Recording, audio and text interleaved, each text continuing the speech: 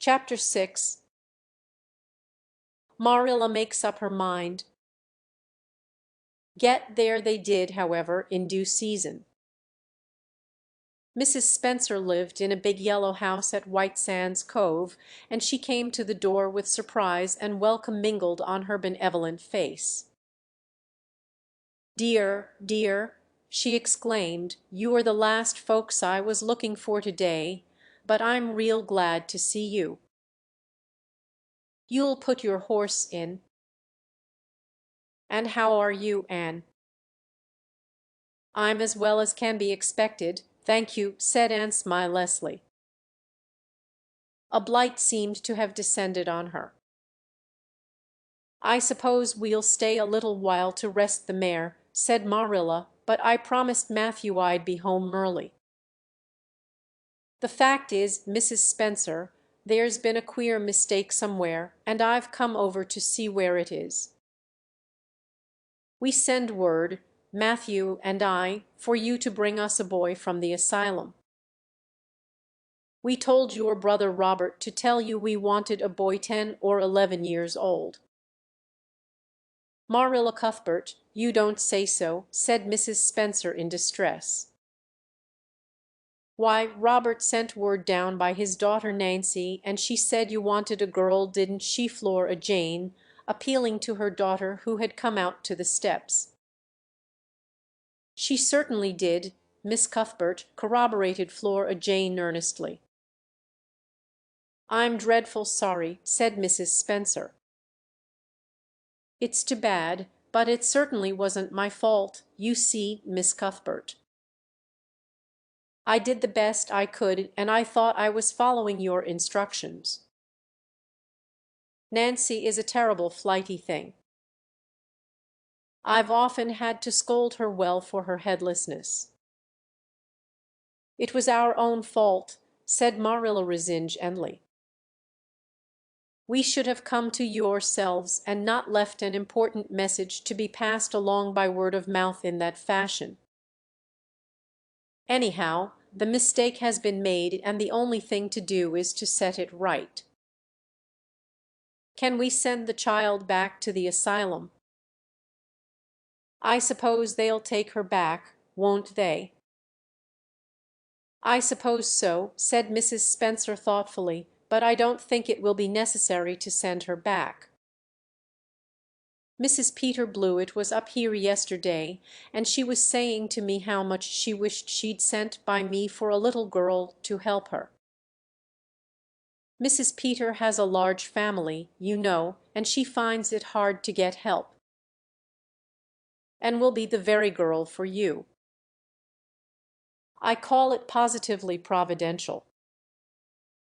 Marilla did not look as if she thought Providence had much to do with the matter. Here was an unexpectedly good chance to get this unwelcome orphan off her hands, and she did not even feel grateful for it. She knew Mrs. Peter Blewett only by sight as a small, shrewish-faced woman without an ounce of superfluous flesh on her bones. But she had heard of her.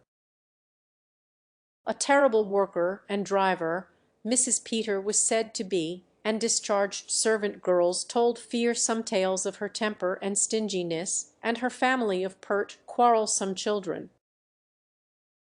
Marilla felt a qualm of conscience at the thought of handing in over to her tender mercies. "Well, I'll go in and we'll talk the matter over," she said.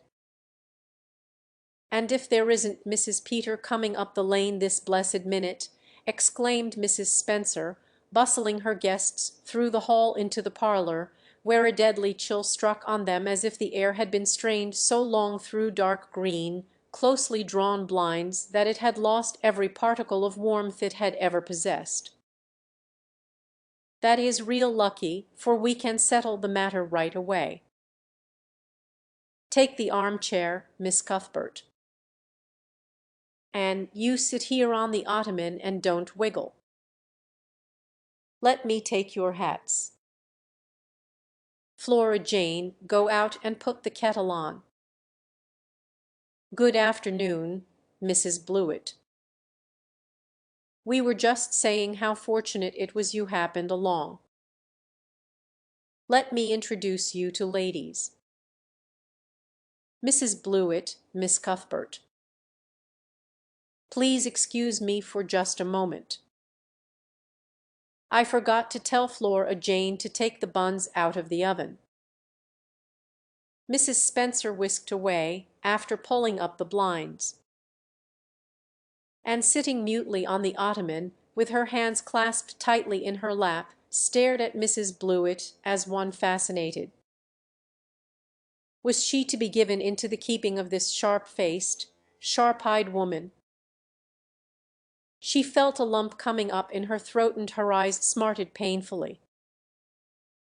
She was beginning to be afraid she couldn't keep the tears back when Mrs. Spencer returned, flushed and beaming, quite capable of taking any and every difficulty, physical, mental, or spiritual, into consideration and settling it out of hand. "It seems there's been a mistake about this little girl, Mrs. Blewett," she said. "I was under the impression that Mr. and Miss Cuthbert wanted a little girl to adopt. I was certainly told so. But it seems it was a boy they wanted.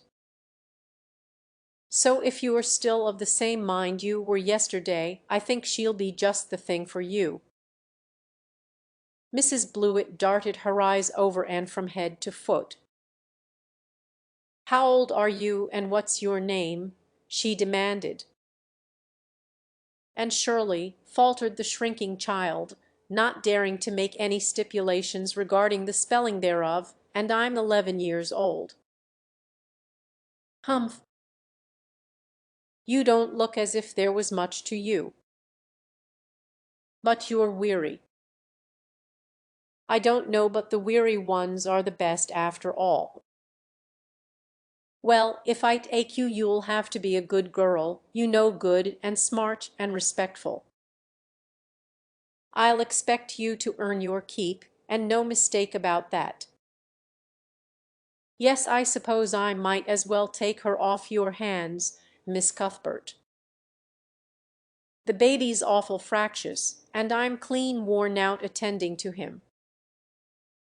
If you like, I can take her right home now." Marilla looked at Anne and softened at sight of the child's pale face with its look of mute misery, the misery of a helpless little creature who finds itself once more caught in the trap from which it had escaped. Marilla felt an uncomfortable conviction that if she denied the appeal of that look, it would haunt her to her dying day. Moreover, she did not fancy Mrs. Blewett. To hand a sensitive, high-strung child over to such a woman. No, she could not take the responsibility of doing that. "Well, I don't know," she said slowly. "I didn't say that Matthew and I had absolutely decided that we wouldn't keep her. In fact, I may say that Matthew is disposed to keep her. I just came over to find out how the mistake had occurred. I think I'd better take her home again and talk it over with Matthew. I feel that I oughtn't to decide on anything without consulting him. If we make up our mind not to keep her, we'll bring or send her over to you tomorrow night. If we don't, you may know that she is going to stay with us. Will that suit you, Mrs. Blewett?" "I suppose it'll have to," said Mrs. Blewett graciously. During Marilla's speech a sunrise had been dawning on Anne's face. First the look of despair faded out, then came a faint flush of hope, her eyes grew deep and bright as morning stars. The child was quite transfigured, and a moment later, when Mrs. Spencer and Mrs. Blewett went out in quest of a recipe the latter had come to borrow, she sprang up and flew across the room to Marilla. "Oh, Miss Cuthbert, did you really say that perhaps you would let me stay at Green Gables?" she said, in a breathless whisper, as if speaking aloud might shatter the glorious possibility. Did you really say it? Or did I only imagine that you did? I think you'd better learn to control that imagination of yours, and if you can't distinguish between what is real and what isn't, said Marilla crossly. Yes, you did hear me say just that and no more. It isn't decided yet, and perhaps we will conclude to let Mrs. Blewett take you after all. She certainly needs you much more than I do. I'd rather go back to the asylum than go to live with her, said Anne passionately. She looks exactly like a gimlet. Marilla smothered a smile under the conviction that Anne must be reproved for such a speech. A little girl like you should be ashamed of talking so about a lady and a stranger, she said severely. Go back and sit down quietly and hold your tongue and behave as a good girl should. I'll try to do and be anything you want me, if you'll only keep me, said Anne, returning meekly to her ottoman. When they arrived back at Green Gables that evening, Matthew met them in the lane. Marilla from afar had noted him prowling along it and guessed his motive. She was prepared for the relief she read in his face when he saw that she had at least brought back and back with her. But she said nothing to him relative to the affair until they were both out in the yard behind the barn milking the cows. Then she briefly told him Anne's history and the result of the interview with Mrs. Spencer. I wouldn't give a dog I liked to that Blewett woman, said Matthew with unusual vim. I don't fancy her style myself, admitted Marilla, but it's that or keeping her ourselves, Matthew. And since you seem to want her, I suppose I'm willing or have to be. I've been thinking over the idea until I've got kind of used to it. It seems a sort of duty. I've never brought up a child, especially a girl, and I dare say I'll make a terrible mess of it.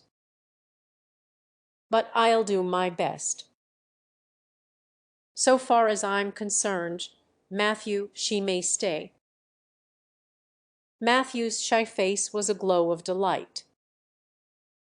Well now, I reckoned you'd come to see it in that light, Marilla, he said. She's such an interesting little thing. It'd be more to the point if you could say she was a useful little thing, retorted Marilla, but I'll make it my business to see she's trained to be that. And mind, Matthew, you are not to go interfering with my methods. Perhaps an old maid doesn't know much about bringing up a child, but I guess she knows more than an old bachelor. So you just leave me to manage her.